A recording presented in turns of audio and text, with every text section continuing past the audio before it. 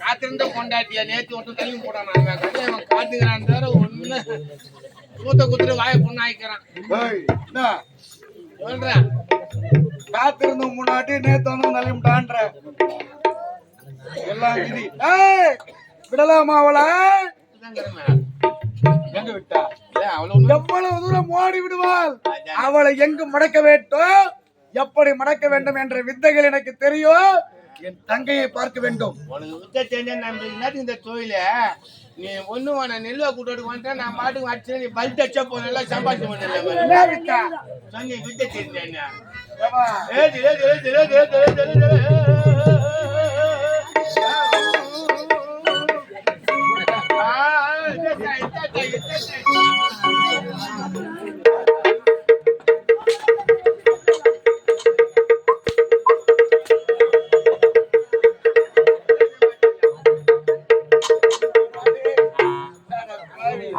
நான் சொன்னது தந்திரங்கள், கூர்மையான புத்தி. இங்கு நடந்ததை மறைக்க வேண்டும். என் தங்கையிடத்திலே நான் உரைப்பதற்கு நீ ஊங்கொட்ட வேண்டும்.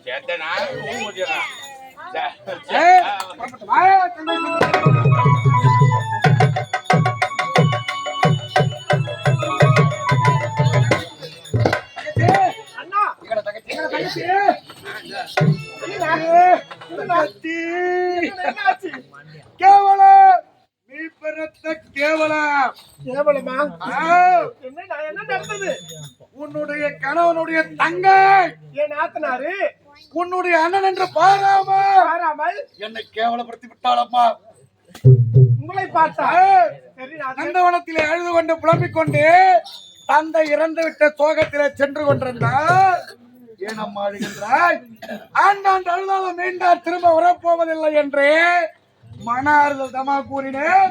எனக்கு ஆறுதல் கூற நீ யார் என்று ஏகாவசங்கள் பேசி என்னை அடித்து விட்டாளம்மா. சொல்லடா பாவி. எல்லாம் ஊமை, எல்லாம் ஊமை, எல்லாம் உண்மைதான். அந்த இடத்திலே எவனோ ஒருவன் வந்தான் நம்ம ஆண்மகன். அவனோடு என்ன உறவு என்றுதான் கேட்டேன். வேற எதுவும் கேட்கல. அவரு என்ன உறவு தான் கேட்டீங்க? அவ்வளவுதான். என்ன கல்யாணம் பண்ணிக்கினா என்ன, நான் முறை மாமன் தானே தான் கேட்டோம்மா. சரி, அவனுக்கு என்ன கோவம் அவனை விட்டு அங்க ரெண்டு பேரும் ஆடி எடுத்து வச்சுட்டாமா. பொருஷத்துல அங்க ரெண்டு பேரும் உமரி புட்டான் வச்சு வச்சுட்டாமா. அதனால அவளை கல்யாணம் பண்ணி வச்சே ஆகணும். ஆமா, ஏன்னா உனக்கு அது நாத்தம், நீ வந்து அது நாத்தம். நாத்தனார் நாத்தனாரு சுத்தி எங்க போட்டு கல்யாணம் பண்ணி வைக்கணும். அண்ணா அவையார் என்னுடைய நாத்தனார். தாய்க்கு தாயாக, தந்தைக்கு தந்தையாக நான் தான் பாதுகாக்க. நேரம் சரி கிடையாது. திருமணம் பண்ணி வைக்க முடியாதா? முடியாது. தங்கச்சி கழட்டி வச்சிச்சு மாட்டி சாவலாம். நல்ல ஜென்மா இருந்தா கனவுகளோடு தங்கையிடம் வந்தால் அந்த கனவை பூர்த்தி செய்வாள் என்று பார்த்தால் முடியாது என்று சொல்லிவிட்டாரு. சரி, அது போகட்டும். எனக்கு திருமணம் செய்து முடிக்கவில்லை என்றாலும் பரவாயில்லை, அவளுக்கு நீ அநேக கொடுமைகளை செய்ய வேண்டும். கொடுமையா? செய்ய முடியாதுண்டா. எது சொன்னாலும் முடியாது. என் தங்கச்சி ஒரே ஒரு வார்த்தை இந்த அண்ணனை இதுவரையிலும் எதிர்த்து பேசியதே இல்லை. அப்ப மசூதி கிடையாது, இப்ப மசூதியில வாழுது. பணம் வந்துட்டோன்னே என் தங்கச்சி மாறிச்சுன்ற எல்லாருக்குமே கண்ணு தெரியாது. யாரால் வந்தது? உன்னால தான் வந்தது. அப்படி இருக்கும்போது துரோகம் செய்யலாமா? நான் என்னமா துரோகம் செஞ்ச? நான் ஒரு முறை அவரு ஒண்ணுமே செய்யலாமா? என்ன புடிச்சுதான் கேட்டாரு, அதான் ஆளை வச்சு ஆடிக்குது தெரியுமா? அதனால எல்லாம் கடவுள் தான். அவர் கூட கேட்டு பார்த்து சொல்லி உட்காந்து பாத்தீங்கன்னா ஆரம்பத்துல இருந்து அவரு கேளு சொல்லிடுவார். கொடுமை செய்ய வேண்டும் அவளுக்கு. அவ்வளவுதானே? முடியாது. திருமணம் ஆகிய உடனே பெண்கள் வந்து என்ன பண்ணுவாங்க? பிறந்த வீட்டை மறந்துடுவாங்க. புகுந்த வீடுதான் அவர்களுக்கு பெரியதா ஆகிவிடும். என் தங்கச்சி நீ நிரூபிச்சுதா பத்தியா? தமிழ்நாடு பண்பாடே தானங்க. சின்னஞ்சிறு வயதிலே தாய் தந்தை இறந்து விட்ட பிறகு இவளுக்காக திருமணமே செய்யாம இவளை வளர்த்தேன் அல்லவா? இன்று என்னையை எதிர்த்து பேசிவிட்டாய். இனி நான் உயிரோடு இருந்து யாருக்கு என்ன பயன்? இப்பொழுது வா தங்கச்சி.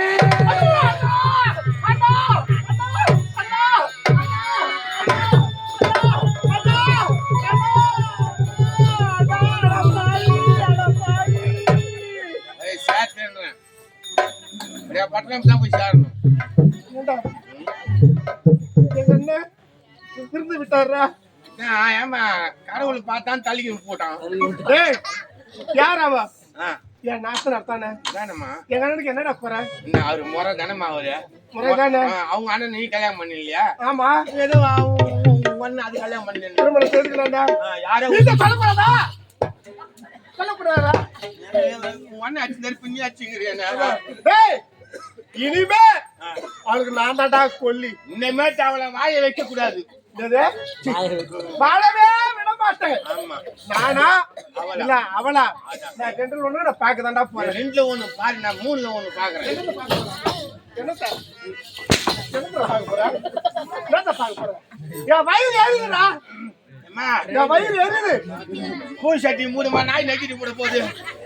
சரிடா, இனிமே அவனை நான் வாழ விடவே மாட்டேன். நான் இருக்கணும் இல்ல அவன் இருக்கணும். என்ன இருக்குது பாக்கலாம்.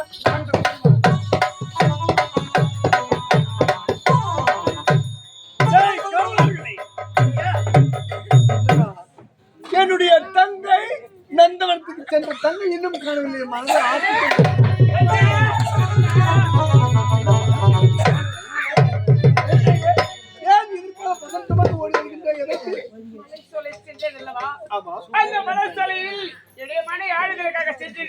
என்ன நடந்தது?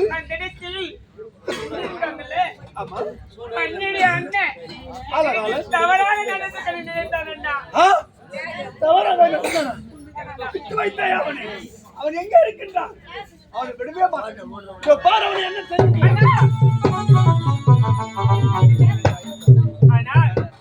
நேரத்தில் ஒரு உத்தமர் வந்து கற்பையே காப்பாற்றிருக்காரு. அப்படியா? அந்த உத்தமன் எங்கே இருக்கின்றார்? ஐயா,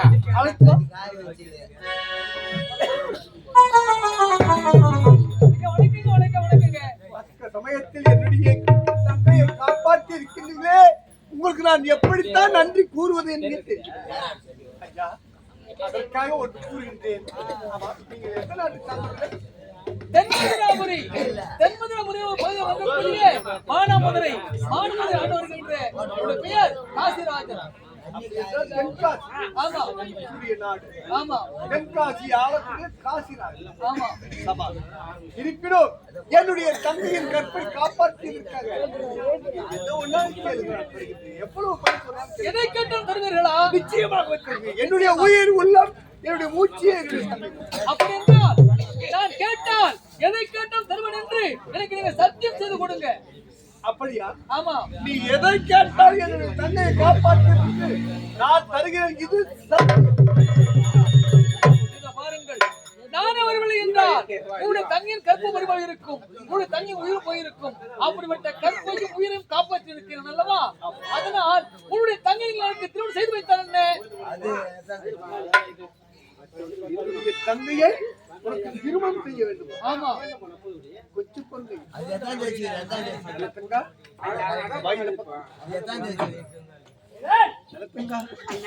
தென்காசி ஆளக்கூடிய நானே பார்த்திருந்தாலும் இப்படி ஒரு சம்பந்தம் கிடைக்கவே கிடைக்காது. நமது நாட்டை விட எழில் மிகுந்த நாடு அவர்களுடைய நாடு. அவர் திருமணம் செய்வதற்கு உனக்கு மன விருப்பமா, சந்தோஷமா? அண்ணா, உன்னுடைய விருப்பம் எப்படி? அப்படியாகட்டும் அண்ணா. நான் வளர்த்த தம்பியாச்சு. என் உயிர் மூச்சியே நீதான். உனக்கென்று நான் இருக்கின்றேன், எனக்கென்று நீ இருக்கின்றாய். இருப்பினும் உன்னுடைய சம்மதம் தானே? ஐயா, என்னுடைய தங்கை முழு மனதோடு உன்னை ஏற்றுக்கொண்டார். சம்மதம் என்று தெரிவித்தார். அப்படியா? இருப்பினும் என்னுடைய மனைவி அலங்காரி அவருடைய சம்மதத்தை கேட்க வேண்டும். அப்படியே இருக்கட்டும். கண்ணே அலங்காரி,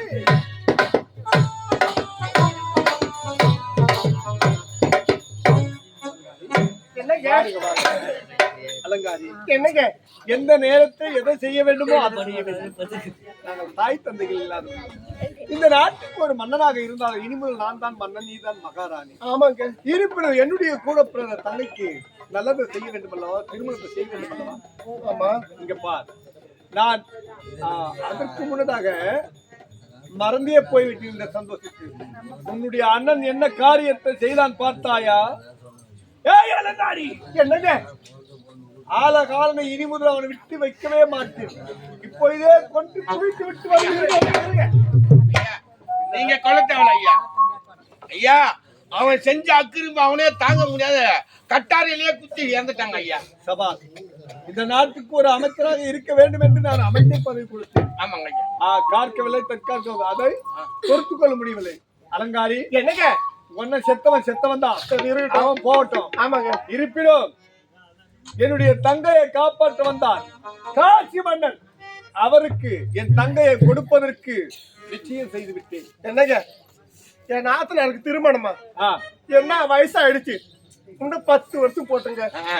ஒரு 45 வயசுல கொடுக்கலாம். ஏய், நான் கூறினால் எதையும் திருப்பி கூறவே கூடாது. என் வார்த்தைக்கு மறுப்பு என்பதே இருக்கவே கூடாது. அதனால் என் தங்கையே இதோ காசி மன்னன் இருக்கின்றாரே, காசிராஜனுக்கு கொடுக்க போகின்றேன். எந்த இழவு பண்ணி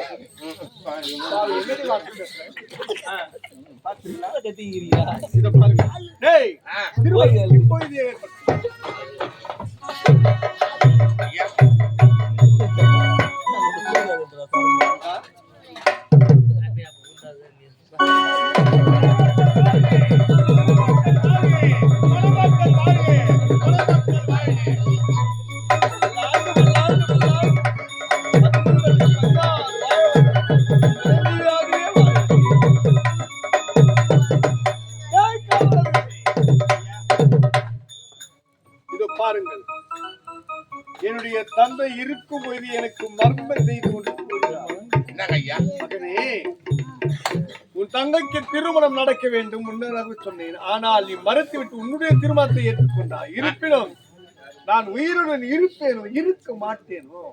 ஆகவே உனக்கு உன்னுடைய தங்கைக்கு திருமணம் செய்யும் காலத்தில் இந்த உலகத்தில் எவருமே கொடுக்க கூடாத சீர்வரிசையை கொடுக்க வேண்டும் என்று எடுத்து வைத்தார். அது எப்பேற்பட்ட சீர்வரிசை? ஒவ்வொரு பொருளும் 8 8 8 8 கொடுக்கட்டும். என் தங்கைக்கு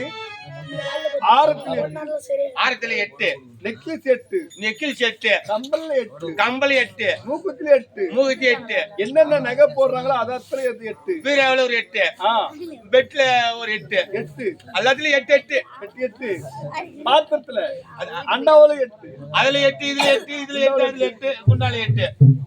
நான் சொல்றது கேளுங்க, எல்லாத்துலயும் 8 8 8 எடுத்தாங்கன்னு கொடுக்குறேன். அது மட்டுமல்ல, என் தங்கைக்கு ஒரு யானையை நிறுத்தினால் பொன் கொட்டினால் அந்த யானையே மறைக்க வேண்டும். அவ்வளவு பொன் தர வேண்டும். அது மட்டுமல்ல, ஜம்பு, வைரம், பொன்னும், புத்தகம், பச்சை, நீலம், முத்து, பவளம், மாணிக்கம், 9 நவரத்தின கற்களை வாரி வாங்கி. என்னடா சேர்த்தாங்க? யானை, குதிரை, ஒட்டகம், இது போன்ற ஜீவன் மீதெல்லாம் சீர்வரிசை வரிசையாகவே கொஞ்சம் ஒதுங்க. அலங்காரி,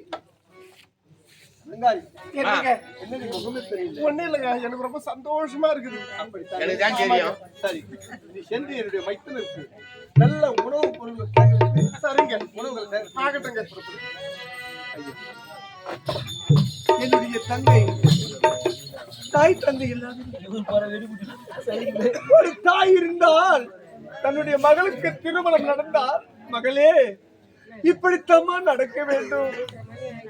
மாமியார், மாமனார், மச்சனன், மூத்தார், அண்ணன், தம்பி, இன்னும் நாத்தி, அவருக்கெல்லாம் சுற்றம், அதாவது சொந்த பந்தம், உற்றார் உறவுக்கெல்லாம் பொதுவாகவும் நயமாகவும் மரியாதை கொடுத்து நடக்க வேண்டும் என்று எடுத்திருப்பார்கள். ஆனால் என் தந்தைக்கு யாருமே இல்லை, நான் ஒருவன் தான் இருக்கின்றேன். என் தந்தைக்கு புத்திமதிகளை கூறி அனுப்பின்றேன். நீங்கள் உணவறிந்து ஓய்வெடுங்க. அப்படியாகட்டும்.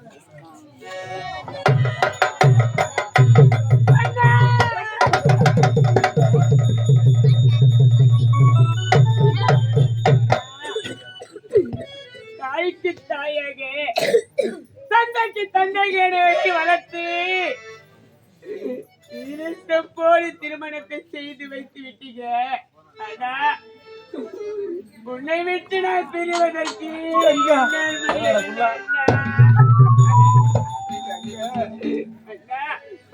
ஒரு கூட்டில் இருந்து கிளிகளாக பிறந்து வளர்ந்து இப்போது தாய் விட்டு மறந்து புகுந்த வீடு போக நினைக்கும் போது என் நெஞ்சே பதறுதண்ணா. அண்ணா மலர்ந்து மலராத பாடி மலர் போலே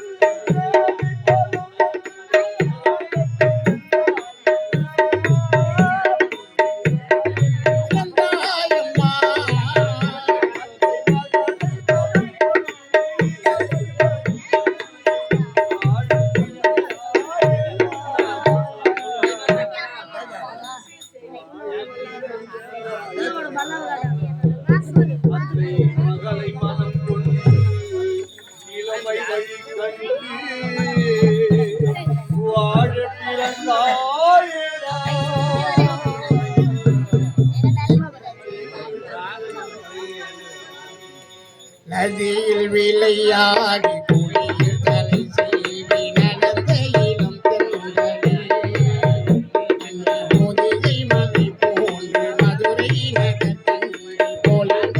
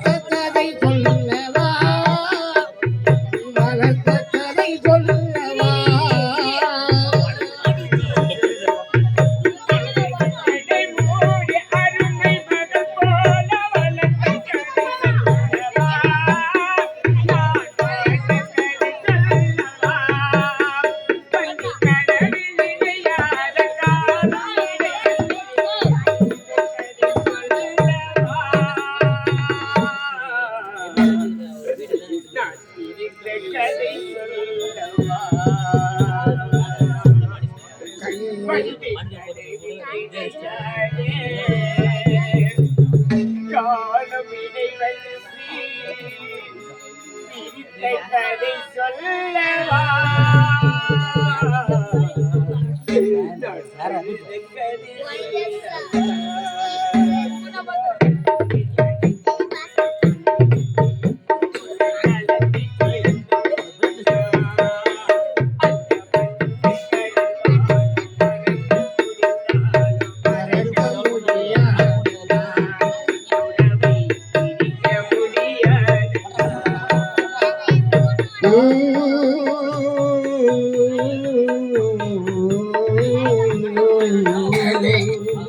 அன்பே ஆரிராரோ ஆரிராரோ ஆரிராரோ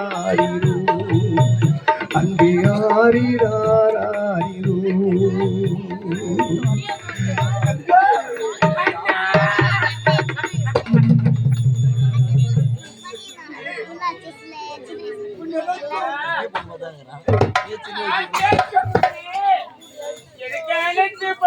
வாரி வாரி கொடுத்தாங்க. மீதும் யானை மீதும் குதிரை மீதும் சாரை சாரையாகி உனக்கு வந்து கொண்டே இருக்கிறது போய் கொண்டே அதத்தையே கொடுத்தாங்க. எனக்கு எட்டு கொடுத்தது அண்ணா. தங்கைக்கு ஒரு ஆசை என்ன, அந்த ஆசையை கேட்டு வைக்கிறேன். உனக்கு ஒரு ஆசை, அந்த ஆசை நான் தீர்த்து வைக்கிறேன்.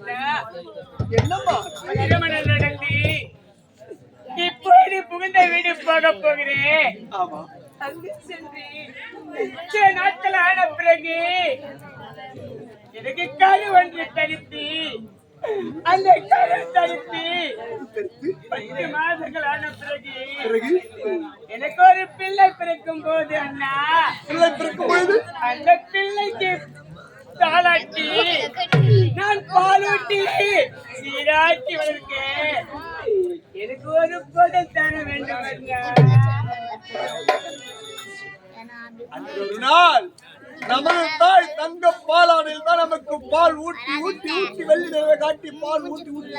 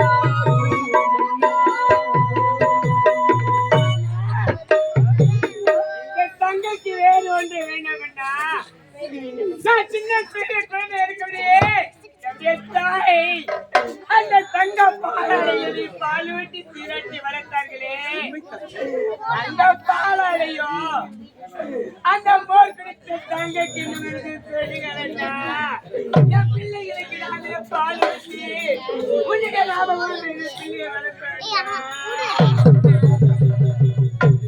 இவ்வளவு பெரிய சீதனம் அல்லாமே நமது தாய் பாலாடையும் பால் ஊட்டி மோர் கொடுத்தாங்க தங்கக்கிணமும் தங்க பாலாடையும் தர உனக்கு தர மாட்டேன். தாய் காவலர்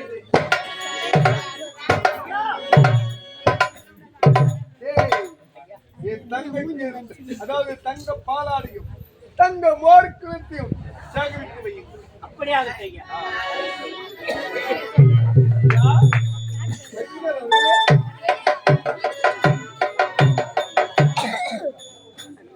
இது வார்த்தாயா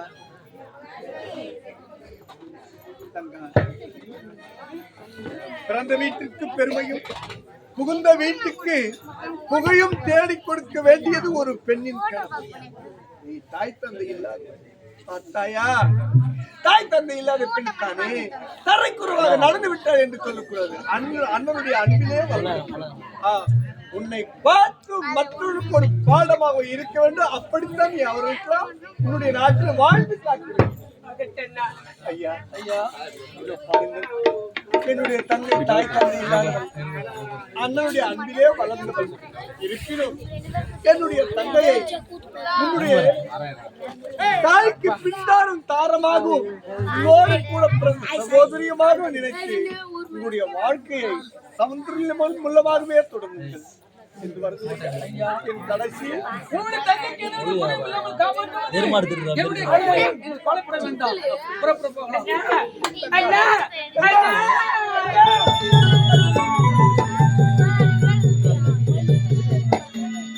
எப்படியோ அண்ணன் என்ற கடமையை என்னுடைய தந்தை என் தந்தைக்கு கொடுத்த வாக்கை என் தங்கைக்கு நான் முடித்து விட்டேன். பல சீதங்கள் கொடுத்து இந்த உலகத்தில் எவருமே கொடுக்க முடியாத சீதங்களெல்லாம் கொடுத்து விட்டேன்.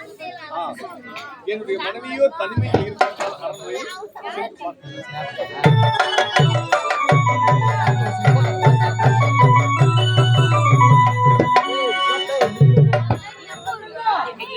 பார்த்தாயா? நடந்தொரு வேளையிலே உனக்கு விளக்கம் திருமணம் முடிந்து விட்டது. உன்னுடைய அன்பு அண்ணன் திருமணத்தை நல்லபடியாக நடத்தி